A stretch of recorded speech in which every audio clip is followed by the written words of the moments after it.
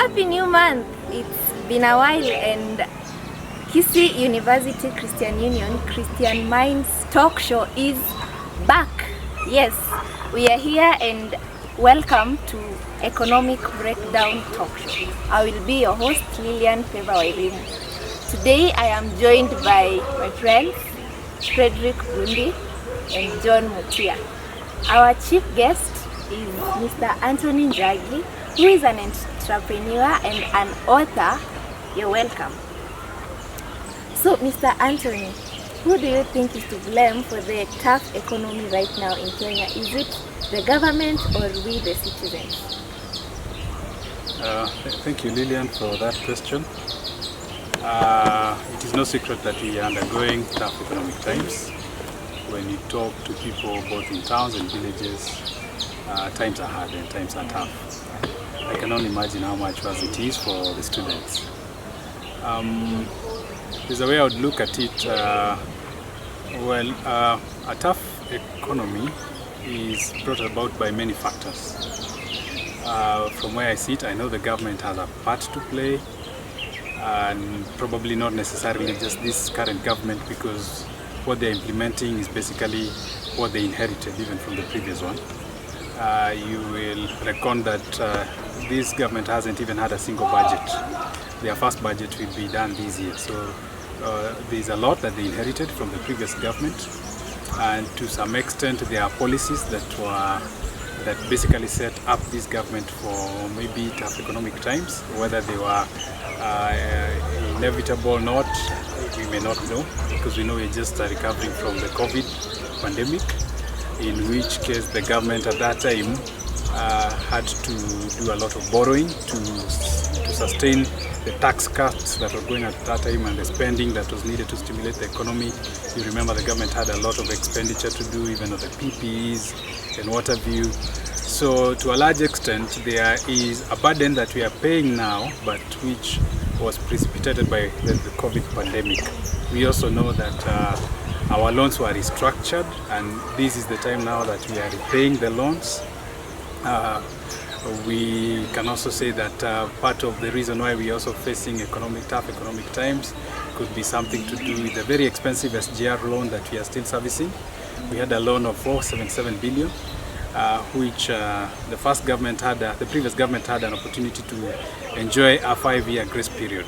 But if you've been following the news, you'll realize that last year we were fined some $10 million, around 1.3 billion Kenya shillings, for default. It's becoming difficult. And I was just looking at our current minister for roads saying that they would love the loan to be restructured to up to 50 years repayment, because it's really straining us. That is one. That's the part of the government, whether this government or the previous one. That's a burden that we are inheriting, and we will have to face it because we have to honor our obligations as a nation. That is one. But also as citizens, we have a share to take in this blame. One, I believe that Kenya has variously been ranked as one of the countries where consumerism is very high and people save very little. We are not a saving we don't have a saving culture really. But if we started turning things around and became more proactive in saving, and I thank God because I see even the government is trying to encourage people towards more and more saving, then we may just find ourselves getting out of this hole, which has been precipitated by the tough economic times, especially from now the COVID time to now where we are. So we should accept buying sugar at 1 kg, at 150. We should just accept, because that is what we have to go through right now. Because it's difficult. What choice do we have, really? What choice do we have? Yes. John, so we are students, we are youth, and we do go for shopping. Nimenunua sukari juzi and I'm like, wait, what? 150? I didn't know. And I'm like, well, probably it's me who doesn't do shopping. Maybe I'm so dependent on my parents. So I would ask, how directly does the economy affect we as youths or students? Okay, thank you, Lilian, for that question. One thing I want to agree with my brother Anthony here is that we are facing very tough economic situations right now within the country, of which they have been brought by a lot of things that have happened within the country, being that COVID-19. We had faced COVID-19 as a nation, and that's faced the whole world, and it's one that it's bringing about the harsh economic conditions, because you find we had a lot of needs to cater for the mass, and also even the catering for those people who have been affected. And also you can agree with me, our nation currently have been facing drought, of which a lot of things needed to be given to the people within the community by the government, and all of that coming from the retro amount of money that is gotten by the government from maybe the taxes, and also from the donations from other first class, maybe first world countries.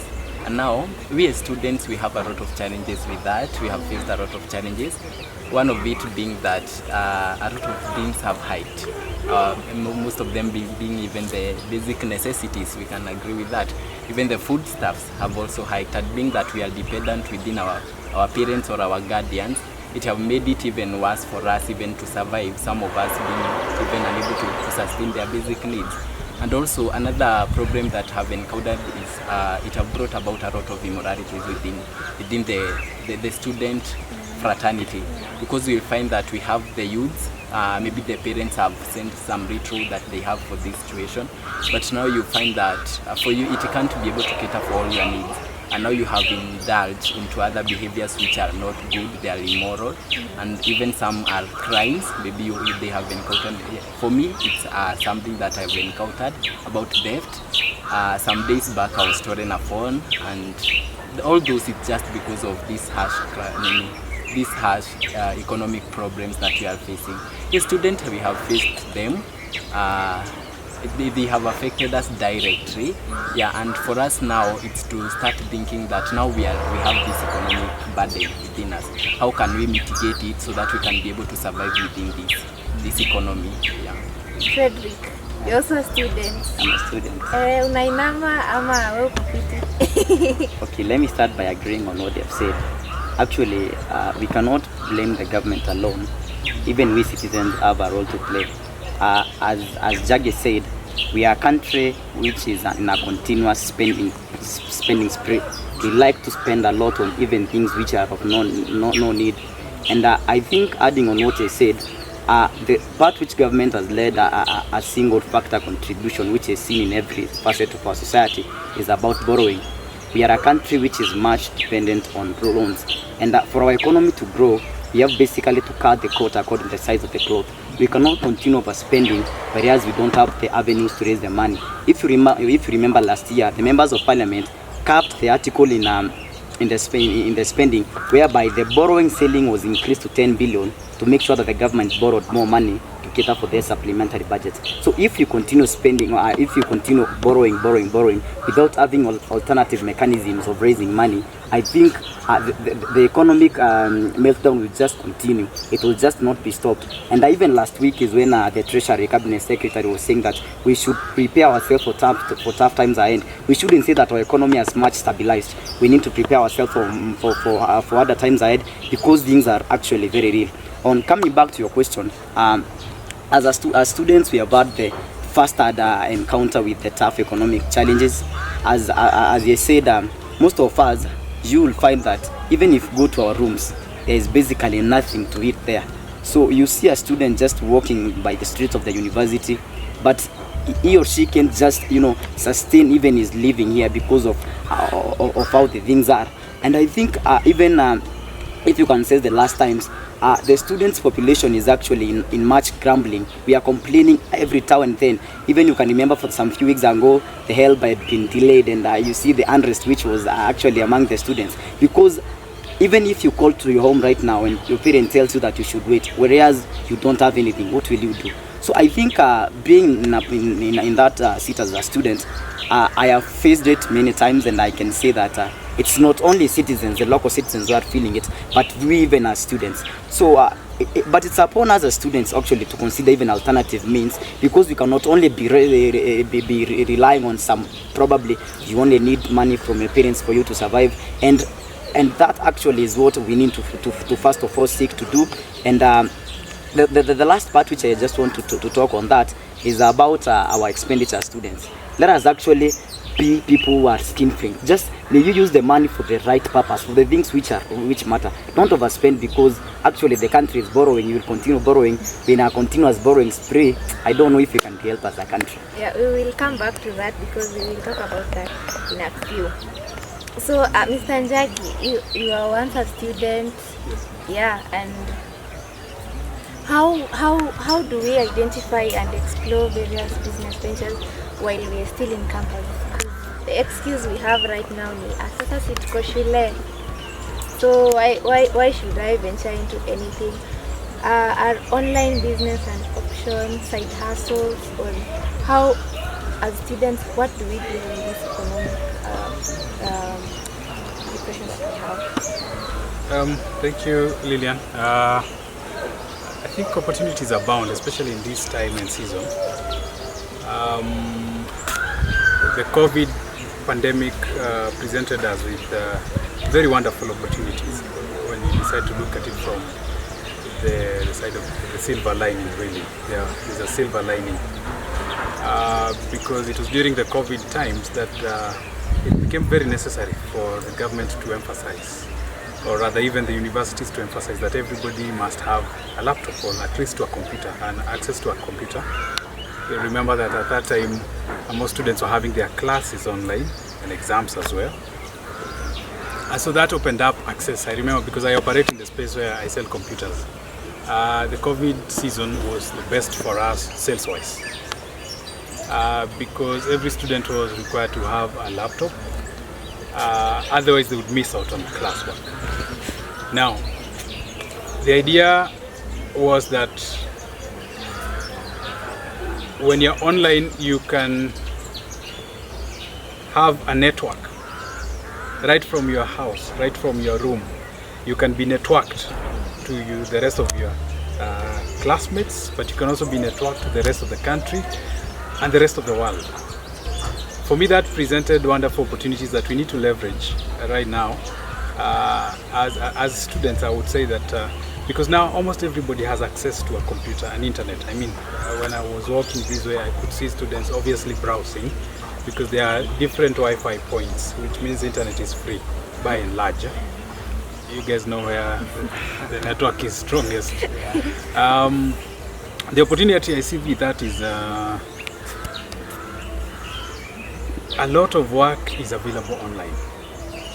As we speak right now, back where I fellowship in church, there is a training going on, which is a partnership between Ajira Digital, a government initiative, and the church for the youth. Actually, the target group is 18 years to 35 years, and the only requirements are that you have an ID and you have a gadget. A gadget in this case would mean a smartphone, or at the very least a smartphone, but ideally a computer. They are training on two main things, and this is what I would love to emphasize on. They are training on two job categories. One is what we call virtual assistants. You can be a virtual assistant to a person in India from here in Kisii.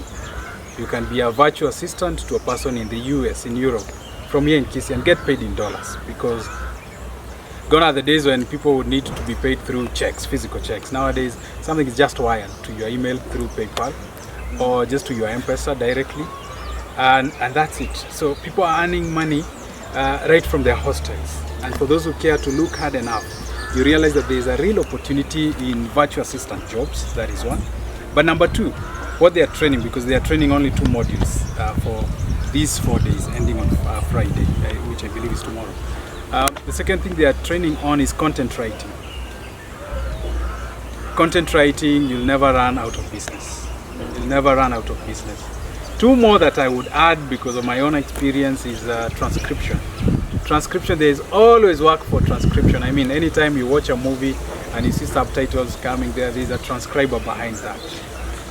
And so that is a real opportunity also that people need to leverage right from their hostels. I will not talk about academic writing because there are ethical issues around that. Some people feel like you're helping somebody to graduate without their own effort. But really, opportunities abound. And these opportunities just need somebody to have access to a computer and the internet, which I believe most of the students today actually have that access, I believe, is available for most of the students. So those are some of the things that I would say any students need to look out for. The virtual assistant jobs, content writing, and transcription. Those are wonderful places for a person to start from and earn from. Actually, you earn in dollars. Yes. Yeah, so we should stop depending totally on our parents, yet we can also be earning in our room. Frederick, you talked of budgeting and whatever, spending within our how we... Should a student, should I budget? Yeah, you know, they say that if you learn to plan for something, you're actually planning to fail. So even as a country, and this year we are doing our budget, that is when the first budget of this regime, Kenya Kwanza regime, that is taking place. And they have budget everything that they will be spending for the whole year up to the financial year of 2023, 2024, 2025, the end year. And the same case applies to us as students. Even the government is planning for everything that will take, for all the activities that will take place. If it's capital expenditure, they know where to invest. All the expenditures which the government would get up for, they have been budgeted.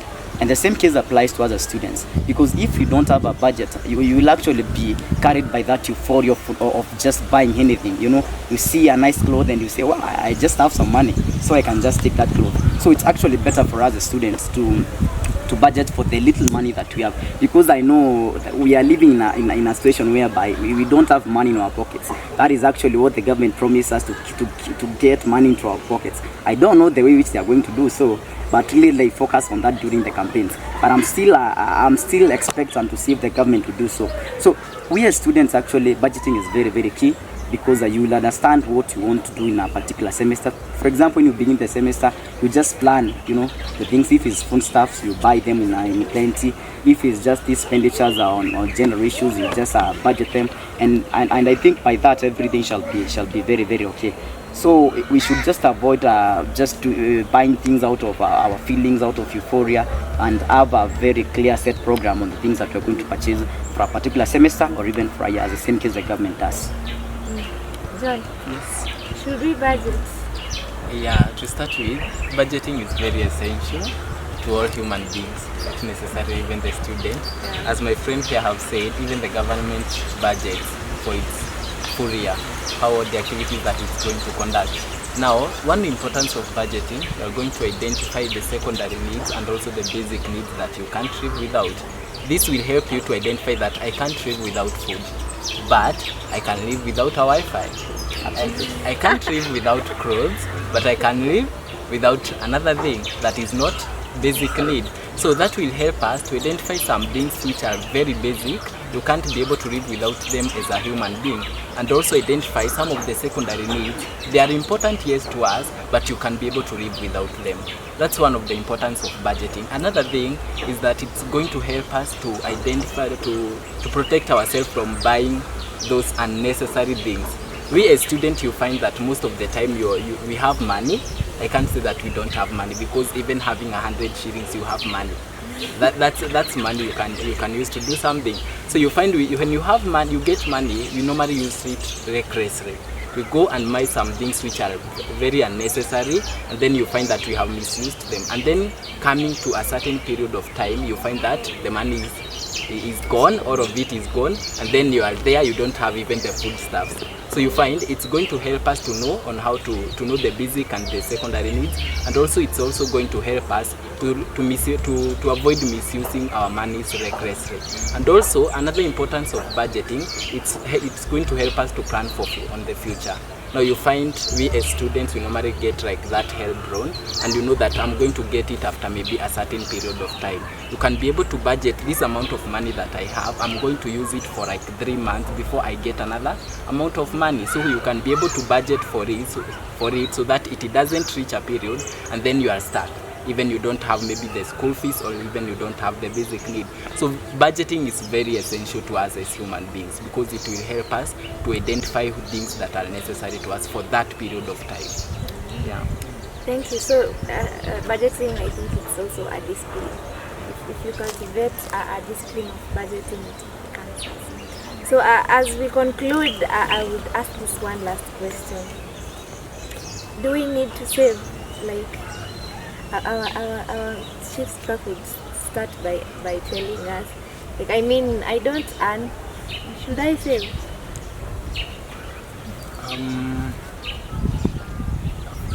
The surest way towards financial freedom is saving.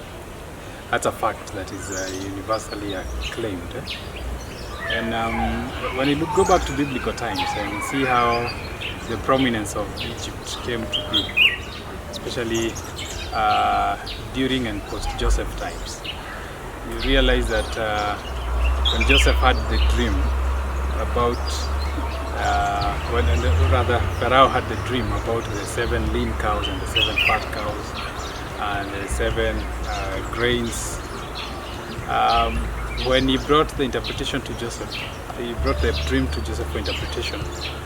Joseph interpreted by saying that this is what this means, that we will have 7 years of much produce, then we'll have 7 years of leanness, much like a student's life in campus. When help checks in, you have 1 month of quite some amount, and then you have another month of surviving. But if you save during this 1 month of plenty, in quotes, then you may not really suffer as the others during the other month of surviving. So Joseph was put in charge, and the first thing that he did is that he instructed everybody that look, we are saving, we are buying grain from all of you. And then they started saving a portion every year, which was put in the storehouses. And when now the 7 years of drought came, not only Egypt, but even the neighboring nations, they started coming to Egypt for purchases. Actually, the grain was not being given for free. And the Bible records that during that time, the Egyptians actually used all the money that they had in buying grain, until they got to a point of now saying to Pharaoh, we are now giving you our land, and we only need grain for our sustenance. And that is how Pharaoh became the owner of the entire land, or rather the state of Egypt became the owner of the entire land of that land, and the people basically now became part of a settlement, but which owed allegiance and taxes to Pharaoh, as it were, when you look at it from that point. And that helped Egypt to really become prosperous, and it is one of the nations that we read in history as one of the nations who are extremely prosperous in the gone days. Of course, even today, the geopolitics will tell you that you can never assume Egypt. These were things that started from a point of saving. These are things that started from a point of saving. A young man called Joseph started saving, and so the need for saving, when every other person was enjoying. And when now it was time for these people who were enjoying to lack, they actually came and started enriching Egypt, as it were. And Egypt became a very big power during those times. And that said and done, I think saving does not depend on how much you have. Saving depends on how much you decide to set apart. As John said, you could be having 100 bob. If one of us decided to go and take lunch of 90 bob and another person took lunch of 100, there's hardly any difference. But if we keep doing that every day, you'll be saving 10 bob daily. At the end of the year, you'll be having 3,650 shillings, which your friend will not be having. And look at what you are spending. There's no much difference. When somebody looks at a meal worth 90 bob and another meal worth 100 bob, you can hardly tell the difference. But over time, you realize that there's a difference because this person decided to be saving just a small portion. Not so that you can suffer, but just a small portion so that it can help you during a rainy day. So saving is absolutely important, even from the level of a student, as it were. Nice. Frederick, what advice would you give to people who love kutuliza, kuokoa, like ako nayo but anafeel tu isiishe, like hey, pesa iko kwa mpesa ibaki hapo, wacha tu nikope huko hivi. What advice would you give them? Okay, I think one of the British Prime Minister is called Winston Churchill once said that if you keep on borrowing and expect that will leverage you something, then you're just doing what Kenyans would say a wild goose chase. You're not doing anything right. I believe we cannot sustain borrowing, but rather you cannot sustain these loans at the expense of spending what you have. Even the government is much encouraged that they shouldn't continue borrowing money for unnecessary things, because if you have money, at least make sure that you use the money. Avoid these loans, because loans are no longer sustainable. For example, let us say if it's Fuliza. When you Fuliza 500, you will pay with some interest, you know. But still you don't want, you just want to Fuliza so that the money that is just there can remain sedentary, not moving, just there. So I think it's best for you to use what you have. As I said earlier, we should just cut the clothes according to our size. If you have just 500, you plan for it step by step. You know, if you plan for everything, you will avoid these unnecessary desires. When you know, when you plan for everything, that is where you will make sure that even these things, that other things, that the secondary issues which John spoken about, which you want to purchase, you'll have no need for them. So my best advice to us as students, I know it sounds somehow strange to many of us, because that is actually what people much depend on, is that we should, even if it's borrowing, let us just borrow knowing what is the purpose of this borrowing. What are we investing in this borrowing? You see, if it's borrowing for food, you just be borrowing and borrowing. You know, so if you are borrowing for something that actually has some returns, that is noteworthy, that is actually a good thing. But if you're borrowing for something which is just for sustenance, it can never work. And the same thing, the government is being instructed not to keep on borrowing for capital expenditure, for paying salaries, because that it has no returns. But if you're borrowing, for example, in a government setup to construct a road, at least it is that is a project which can lead to economic even development. But if you would be borrowing to pay salaries, would be borrowing to service our loans, that is actually necessary. In the same case to our students, let us borrow knowing where we invest. If you're borrowing to invest in these commodities, basic commodities, I don't think if it's sustainable, because you will just be in that borrowing spree. So it's just better you spend what you have in a way that is in a planned way, in a clear way, so as you can avoid these other unnecessary desires. Yeah, I think I can add on borrowing. About currently we have a lot of issues with those soft loans that we can easily access even with our phones. We have things like Furiza, and one thing you can admit with me is that it have become a disease to the university students. You find a person have some finances even within the phone, but if the Furiza remit have something, you will just go for it, and then so that he can be able to sustain that amount that is within the M-Pesa. And this is a disease that we have gotten. And one thing I can tell you, psychologists say that when a behavior is attracted, it's very hard to remove that behavior within yourself. It will take a lot of time. So you are prone now to borrowing on that Furiza, not necessarily for basic need, or it's necessary, but you want to ensure that you have readily available cash within you. It's not that you are borrowing it because you have needs, but you are borrowing so that you can have the finances readily available onto you. I know it will come even into future when you will start having maybe a business, or you will have a job, and then you will start even borrowing from large amounts of money within even the banks or those maybe microfinances. And now this is a behavior that we need to remove from ourselves, because you find that we as comrades, or we as the university student, we have cultivated it within ourselves, and it can take a lot of time for a person even to. I have a friend who has a lot of loans from branch, from Furiza, from all those, and the time he comes, one thing I would start with, we as Christians, we are supposed to be reading by examples. And another thing that we can all agree together that is bringing about these harsh economic conditions is the thing about corruption. You find that it is so rampant within our country, and then you find when the resources have been provided, they are not being used to cater for the needs that they are supposed to cater for. You find that when a certain person gets hold of those resources, he takes them into his pockets and starts misusing the finances. So if there is a lot of good people within the country who are doing the right thing, we can be able even to curb this problem of economic harshness very easily. Because even I normally wonder, our country is said to be 80% of Christians, but the things that we are portraying, they are not really reflecting that 80% of the Christianity. You find that now these corruptions, even a church, when you enter into a church, you're going to find a lot of corruption there. Are these not these people within the government, or these people within even the offices? Are they not Christians? A lot of them, you are going to find them as bishops, as pastors, as youth pastors, all those. But when you come into their offices or into into where they are working, you're going to find that corruption is very rampant on those areas.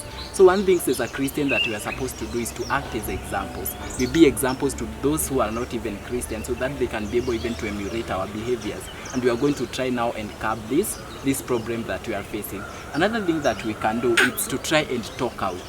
Sometimes you find that we Christians, we have seen that maybe the country is not going on the right direction, but what we do is to silence ourselves. When we see a problem, we just keep quiet. But we as Christians, we are supposed to be even the voices of those who are in the need. We are supposed to speak out so that the government can even know that they are not doing the right thing, or even the offices or where people have been harassed, they can be able to know that they are not doing the right thing, so that they can now start doing what is right, and we are going to curb this disease. I can say it's a disease within our country about this pandemic, about the economic harshness. Yeah. Frederick? Yeah, I think on the same case on what you said, we are a Christian country. That is what we are saying nowadays, because you see every Sunday we have a prayer rally. You know, if you follow these things, they'll just be saying we are a Christian country. And I think we are not an exception in this economic toughness that we're experiencing right now. But one of the things that I would like as Christians we can just do is be responsible. Responsibility means that I know the government has increased different tax on different commodities, but as Christians we should lead by example. We need to pay our taxes. You know, if we pay our taxes, and I like the idea that the government is having to increase individuals within taxable brackets, so that at the end of the day you get more money from these individuals. And I think in some cases we'll be even addressing the issues of loans. So I think we as Christians, we should actually be vanguard in such issues. When it comes to paying our loans, we should not be the individuals who are being sought by KRI for defaulting our loans. We should just lead by example, paying these loans, because it's actually our responsibility as Christians.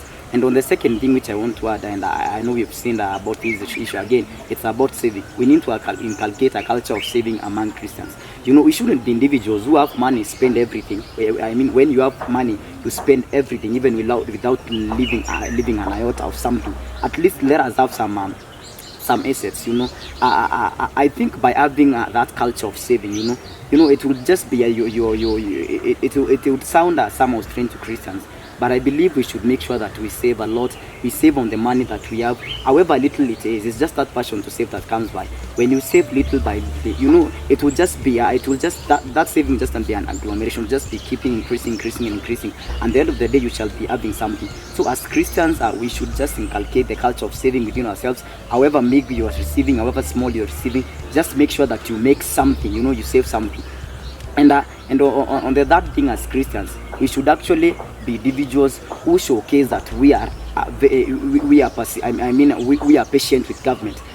Currently, we are having individuals who are very impatient with the government. The government is actually, I think, 6 months old now, but we are very impatient. The government has done that, the government has done did this to us, and we are very, very impatient. I think on some sense, we need to give the government some time to reconsider its stand, to reconsider, because I believe these are the formative years of the Kenya Kwanza regime. So at least if we give them some time, and then we can be judging them later. Let not be Christians who make premature judgments on the performance of the government in these 6 months. Let us give them time. Let us see how they are going to operate, and let us see how if the transformation that they promise us is going actually really to happen. Mr. Njagi, sisi kama Wakristo, Yes. what part do we play when the economy is bad?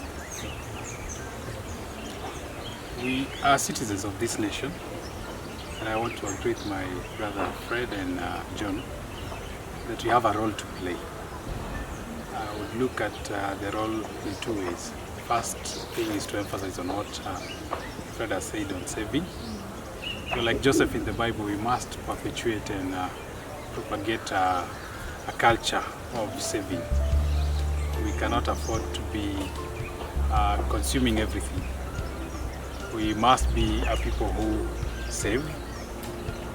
When we save, there is more access for finances, even by people who probably need them more. When we save in a bank, a certain person who is starting a business will get access. There is float. That is one. Number two, I believe that we must practice what the Bible teaches us, and when the Bible tells us that godliness with contentment is great gain. Whether we are undergoing tough economic times, but Kenya is not even among the first half of the countries that are having the worst economic times. Around half of the world right now, as we speak, is having what we call double-digit, even triple-digit inflation. There are 5 countries in the world currently, led by Zimbabwe, which are having triple-digit inflation, over 200%, some over 100%. The likes of Lebanon, they are suffering. Argentina is also in that group. On the other hand, for us as Kenya, inflation just hit 9.2%, and it was 9% 2 months ago, and 9.1% in January. But if we get to a place of first being contented that God has given us a good country, and we appreciate it for that, because actually we live in a good country, then we can start having an attitude of thanksgiving to God for what He has already done for us. And when you have an attitude of thanksgiving, you start realizing it's like what you have multiplies. Somehow it just multiplies. So if we could have that which God was talking to us about, godliness with contentment, and avoid excesses, and believe that God has blessed us with what we need, then we realize that we start appreciating it more, and when you appreciate something, it starts to grow, spiritually speaking. Then the third thing that we will do as a bonus, there is a movement that is catching up called the minimalistic movement. It's in Japan, it's big right now, and there is a guy, actually I was just watching his clip today. He's not Japanese, he's called Hyben, someone Hyben. And he has written a book, The 15 Things I Own. He just operates with 15 things. Among them is a laptop, of course. People are realizing that we need very little to survive. We need very little. When you look at your house and look at the kinds of things that you use, probably you only use 20% of the things in that house. So when you look even at your clothes, the number of clothes that you wear, you may be having 10, but most of the time you realize that you never use more than 3 as often as the rest. So when we look at the fact that God has already given us something, and we already have enough in quotes, then we start having an attitude of thanksgiving, contentment. We will avoid even the excesses that we are having, because some of the suffering is also brought about to the people by even Christians themselves, the preachers. Sometimes you load people with so much because you're trying to finance a certain kind of a fancy lifestyle. You know, once I was in a church where the pastor was saying that his target is to become the richest pastor in the country. And you are there saying, amen, of course. But you don't see that it may actually have an impact on your own economy when a pastor has such kind of oversized ambitions and mentality. So as Christians, we need to demonstrate, especially right from those of us in leadership, we need to demonstrate a culture of contentment. And contentment, of course, is the opposite of materialism. And until we challenge that kind of notion that more is necessarily better, and remember the words of Jesus, that a man's life does not consist in the abundance of his possessions, then we will continue complaining, thinking we're in the worst country, thinking that nothing will ever work, thinking that the Lord has forgotten us, while in real sense, He's just looking at us and sometimes even laughing. What are these guys saying? What are you saying? You should be content. That is what we are saying. When I'm counting about my finances, I have to count the amount that is within my M-Pesa, and also the freezer limit, it's still my money because it's really available within me. So that's my money because I can take it. So for that, you find that if he's taking it for a basic need, that person is doing the right thing. But now he's taking the amount just to feel that he has the money. So meaning he's not making use of that money. And remember that if you borrow that 500, it's going to come with an interest, meaning that you are going to pay much higher than what even you borrowed. Being that you are putting yourself on debt, you are still making yourself to be on debt. And that's not good. Yeah, sometimes I can say it's good if you are doing it for the right reason. Maybe you don't have food and then you freeze at that 100 and then you are going to pay it back. But now when it comes, it reaches that it's a behavior that you are doing it just luxury, it's not a good behavior and it's hard to remove from yourself. So it's that the same way that my friend Bundi have said, that even within the government you find that sometimes they borrow. That's why our government have borrowed a large amount of money. We normally borrow sometimes to make things which are not right. When you borrow to cater for right things, we call capital expenses, like maybe the salaries and all those, you find that it's going to be very hard for you to repay that loan. But if you go borrow it to make investments, maybe like the way the government have established that railway from that is going back up to Mombasa, the SGR, that is going to create job opportunities for people, meaning that they are going to raise finances from that and they can be able to pay even for those finances. So it's the same way. You just look at yourself, how am I going to use this road? Is it going to be beneficial, or is it going even me to make a lot of burdens within me? Yeah. Thank you, gentlemen. I really appreciate for the content. I really hope this talk show will be of help kwa wale wamezoea tu, yani yeye asipofuliza kwisha, like whether they have money or not, they still have to fuliza or okoa or still complain on how the economy is bad, yet pia wanachangia. Yeah, thank you so much for having your time with us, and we really hope that you will keep the comments coming in the comment section. Ask the questions that you feel are so pressing and you feel like it would be of help if you asked us, and we will reply to them. Also like and share this video, and we really will appreciate. Thank you and have a beautiful month ahead.